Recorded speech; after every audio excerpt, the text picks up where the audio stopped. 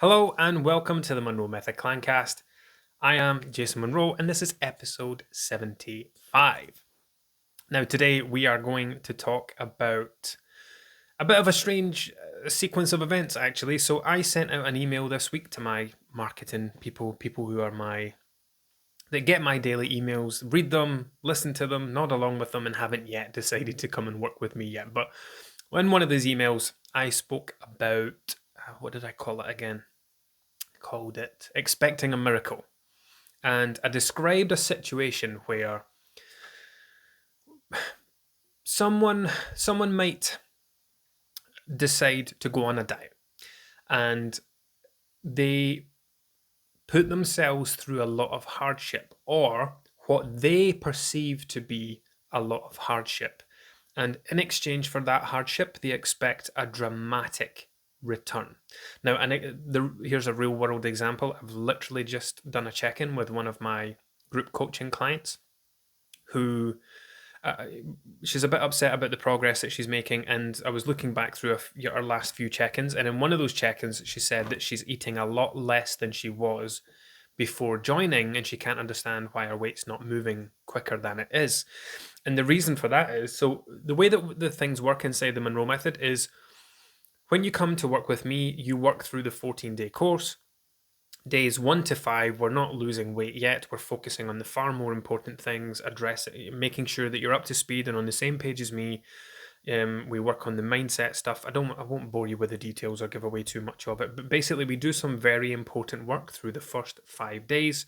And then on days 6 and 7, we ask people to track for 2 days. Now, we're not asking them to make adjustments. We're just asking them, keep going about your daily business, but on days 6 and 7, I want you to track what you eat for a day. And this person tracked 2 days, and it was a lot more calories than her body needed. So we had estimated her calorie burn to be somewhere around 2,100 calories per day. And this person had a couple of days. I think one was 2,600 calories, one was 2,900, almost 3,000 calories. So this person, if that's what their daily diet looked like, then it's very easy to understand. You only need 2,100.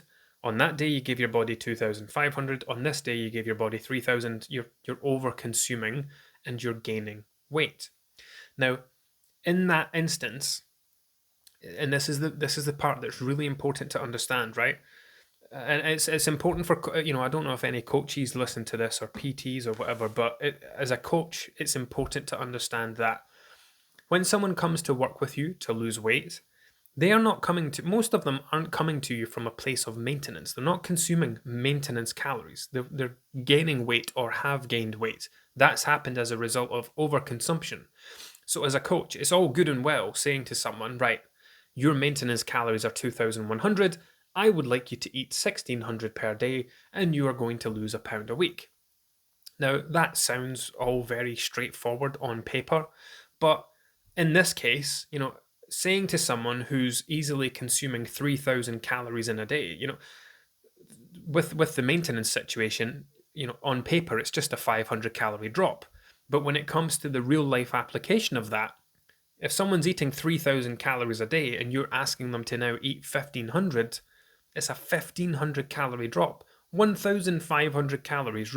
Asking someone to remove that from their daily diet, that's a big ask. But this is where it comes in, right? This is the whole point that I'm getting to, because if this person is normally consuming 3,000 calories a day, and I set their calories to 1,500, that first 1,000 calorie or 900 calorie reduction is just them coming from a place of overconsumption to maintenance. So you're asking, yes, I've asked someone to get into a calorie deficit, but the majority of what they're doing is the absence of fat loss. So first of all, it's like, right, you are over consuming by 900 calories a day. First of all, we need to get rid of that.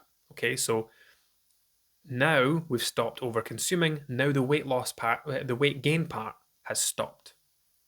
Now you're going to make a further adjustment down the way, and that's going to get the weight loss part going. And this is when it's really important to educate people and to help them understand that I know that this feels like a dramatic change to you, and it is. Like, you have cut your consumption down by a massive amount. But what you need to understand is you were coming from a place of overconsumption. You were consistently gaining a pound, 2 pounds a week because of the way that you were treating your body, the amount of calories that you were putting in.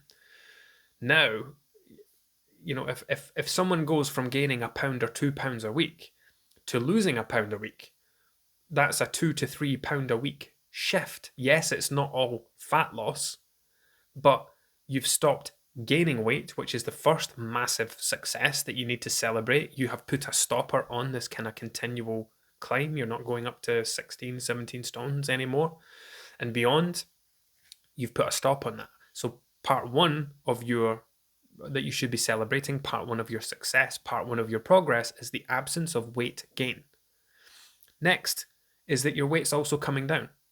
You've lost a pound this week. So that in that person's mind, all they're thinking is, I've only lost a pound this week. And in reality, it's not. Because if you're consistently gaining a pound a week previously, and you're now losing a pound a week, that's a 2 pound a week difference. If you had carried on as you were for the next 10 weeks, you would have been 10 pounds heavier. Then you would have had 20 pounds to lose to get to a 10 pound loss. Now, you're not gaining a pound a week and you're losing a pound a week. And in 10 weeks' time, you will be 10 pounds lighter. So instead of being 10 pounds heavier, you'll be 10 pounds lighter. You're going to be 20 pounds better off. And it's something that I see all the time, where someone who doesn't exercise starts going to the gym 2 to 3 days per week. They expect their weight, they expect their weight to come crashing down. They expect to see muscle definition. They expect to be lifting heavier weights every single time they go. And it's creating these unrealistic expectations which are based around your perception of effort. Well, I've never been to the gym before. I've started going 3 days a week. And then it's this idea that you should be getting rewarded. You're not rewarded by someone else, but you should be rewarded with progress. Well, I've never been to a gym in my life. I've been 3 days this week. Why haven't the scales come down? Why don't I have muscles yet? Why can't I see my biceps? Why don't I have a six-pack? And it's just this unrealistic expectation, which is guided by the amount of perceived effort, the amount of hardship that we're going through. People go to the gym 3 to 5 days a week for decades to build muscular bodies and athletic bodies. But because you've came from that, doing nothing to doing something, and while it's an amazing thing, and it's absolutely to be celebrated, and it's definitely to be commended, and it's great, going from doing nothing to exercising is a huge shift. But we need to remove these unrealistic expectations that we attach to these things. And it happens I see it all the time when it comes to weight loss with the people I work with, where they'll have what they deem to be a good week. Like, I used to do this, right? Back in the day when I was less educated and less clued up, I would, right, diet starts Monday.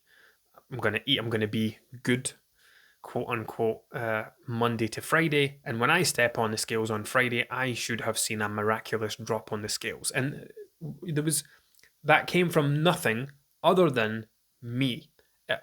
Back then I knew nothing about how fat loss worked. I just knew that if you ate less, your weight came down, and if you ate more, your weight went up. I had no education around fluctuations, no education around the mechanism, the mechanics behind how we lose and gain weight.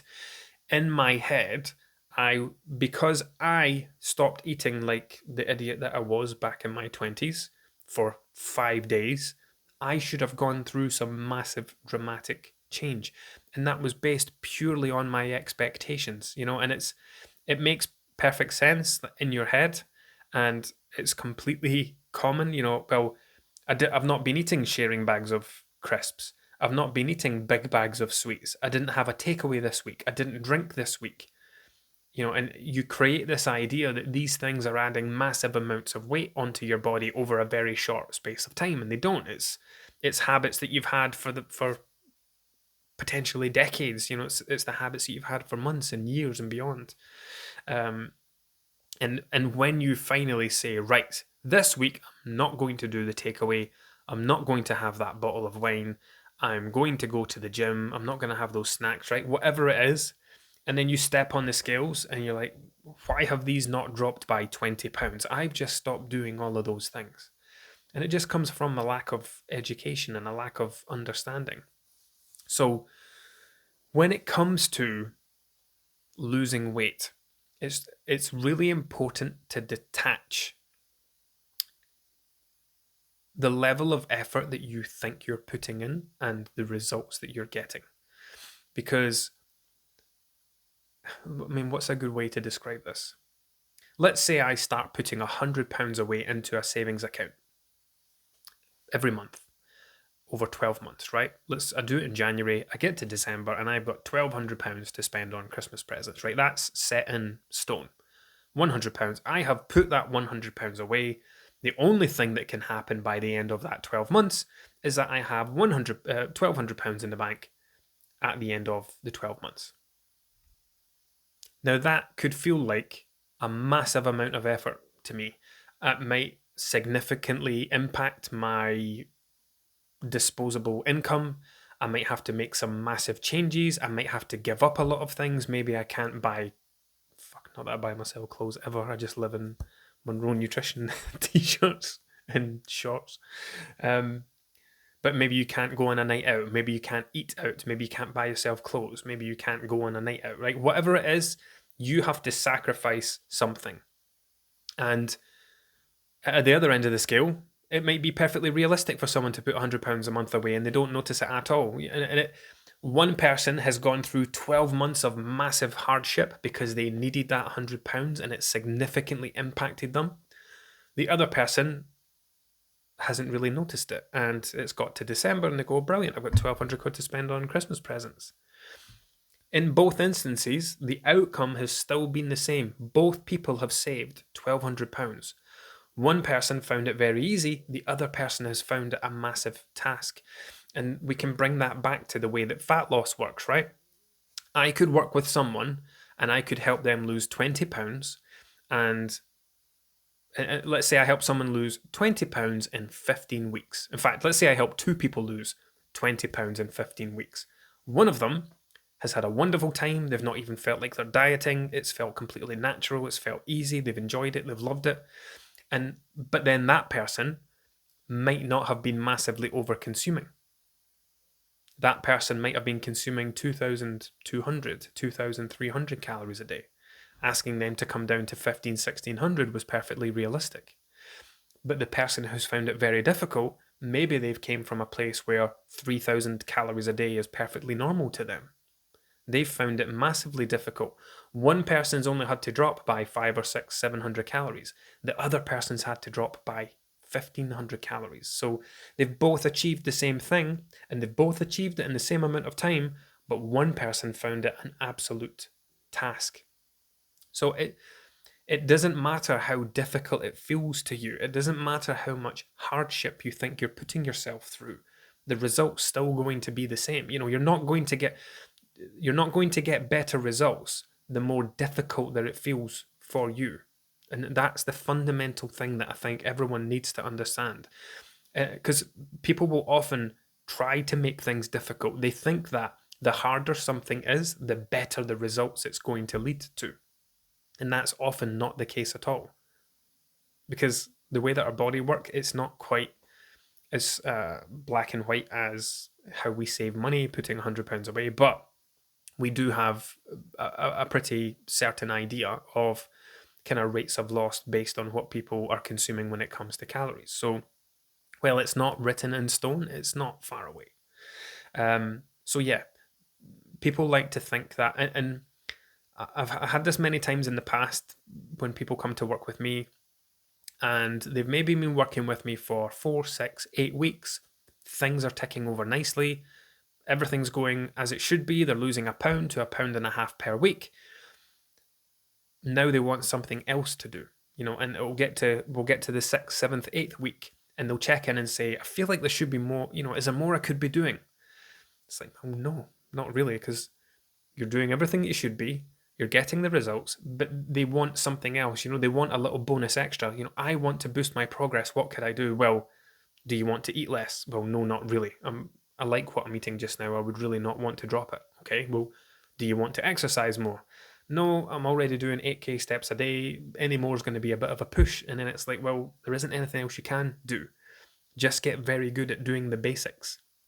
Because unless you're willing to make a change to the parameters, you can't boost anything. And it happens all the time. People look for extra things to do. And this is why fad diets are so successful.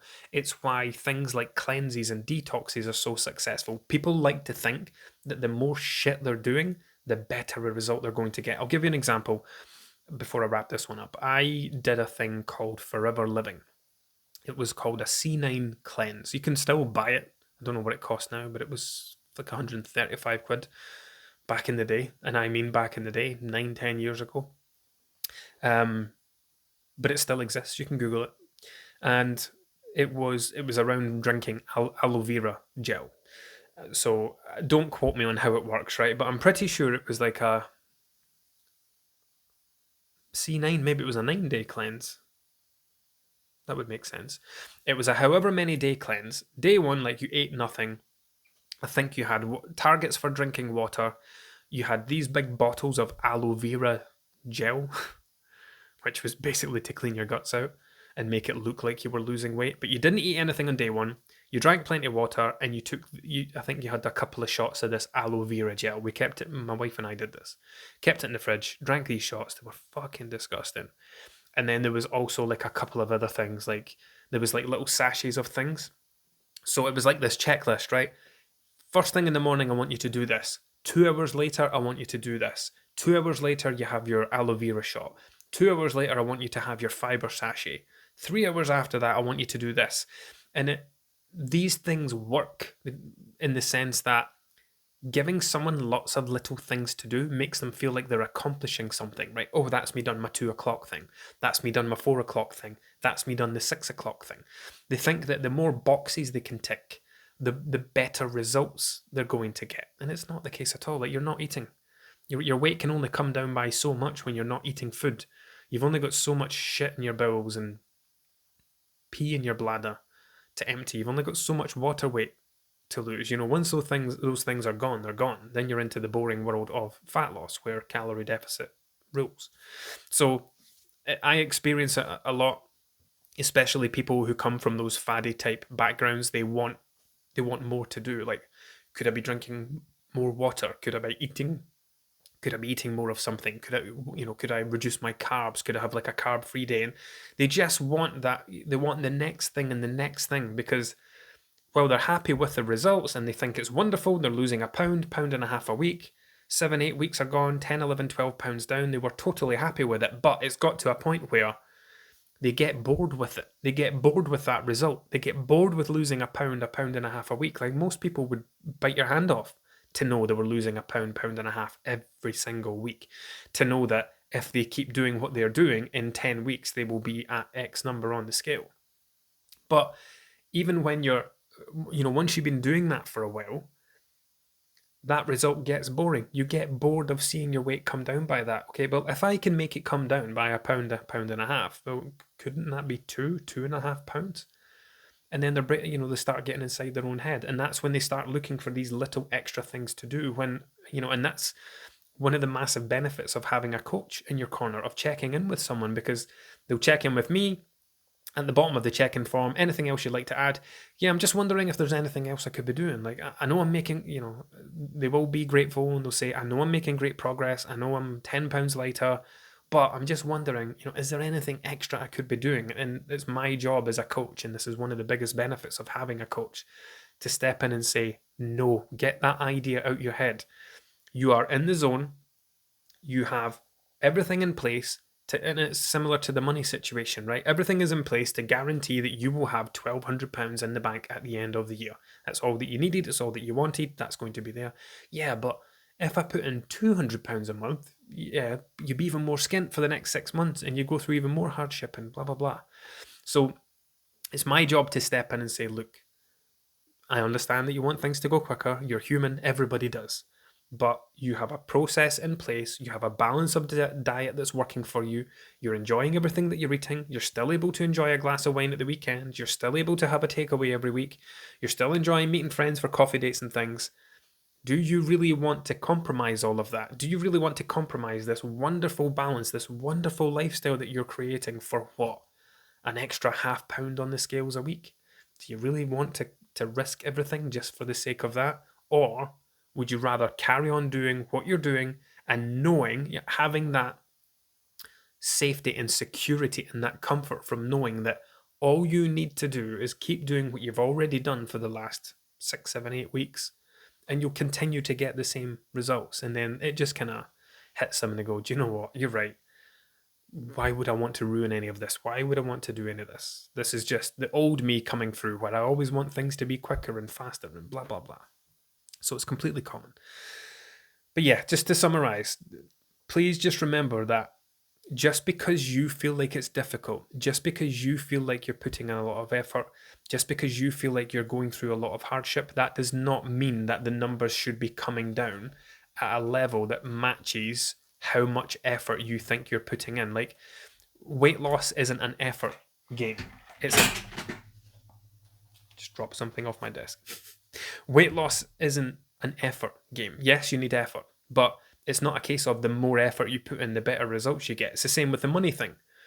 The more effort it doesn't matter how much effort you put into saving £100 a month, you're still going to end up with £1,200 at the end of the year.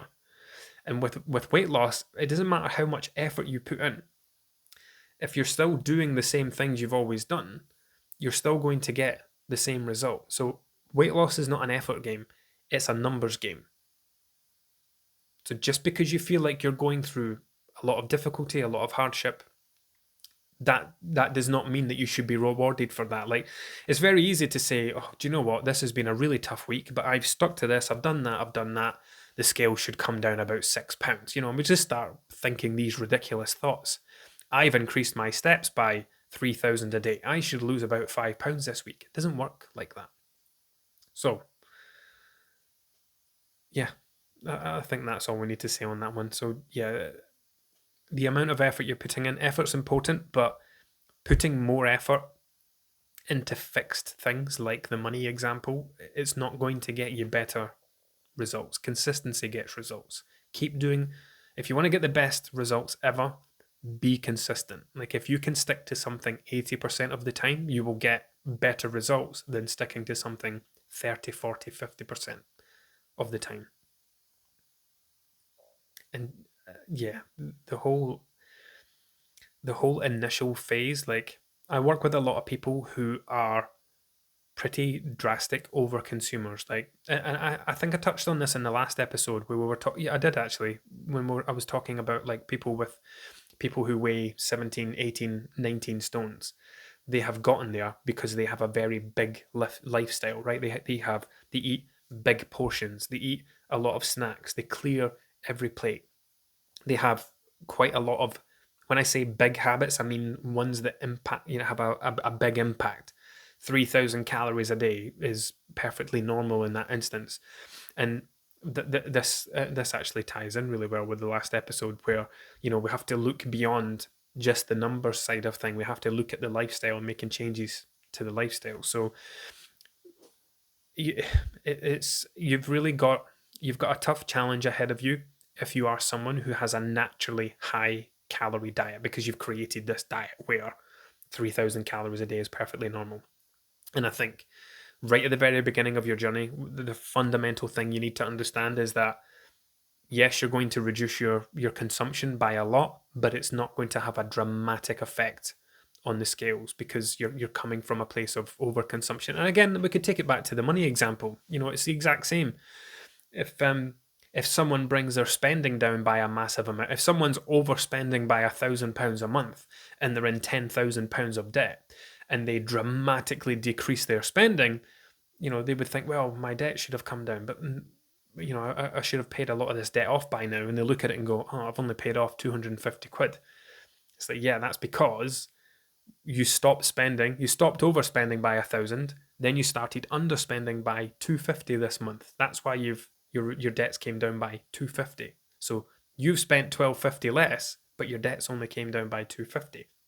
And then it's the same with the calories. You're consuming 1500 calories less than you were, but your weights came down by a pound, because in the way that fat loss works, if someone underconsumes by 1500 calories a day, they would lose 3 pounds in a week.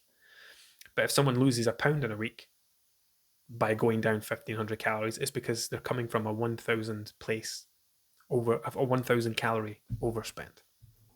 Anyway, probably baffled you enough with numbers as it is. I'll catch up with you in the next one. Until next time.